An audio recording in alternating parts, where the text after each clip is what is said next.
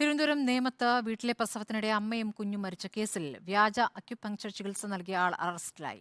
വെഞ്ഞാറമൂട് തേമ്പാമൂട് സ്വദേശി ഷിഹാബുദ്ദീനാണ് കൊച്ചിയിൽ നിന്നും പിടിയിലായത്. മരിച്ച ഷമീറയുടെ ഭർത്താവ് നയാസിനെ കൂടുതൽ ചോദ്യം ചെയ്യാൻ പോലീസ് കസ്റ്റഡിയിൽ വാങ്ങി.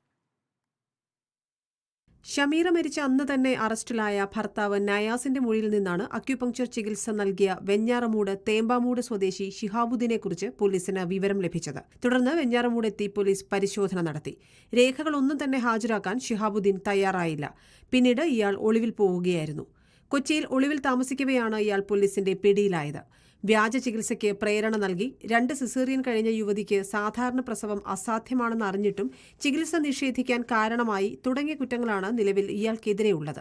തേമ്പാമൂട്ടിലെ ക്ലിനിക്കിന് പുറമെ ഇയാൾക്ക് കിളിമാനൂരിലും ഭീമാപ്പള്ളിയിലും ക്ലിനിക്കുകളുണ്ട്. ഇതിൽ ഭീമാപ്പള്ളിയിലെ ക്ലിനിക്കിലാണ് മരിച്ച ഷമീറ ചികിത്സ തേടിയത്. ഷമീറയുടെ ഭർത്താവ് നയാസിന്റെ ആദ്യ ഭാര്യയും മകളും കേസിൽ പ്രതിയായേക്കും.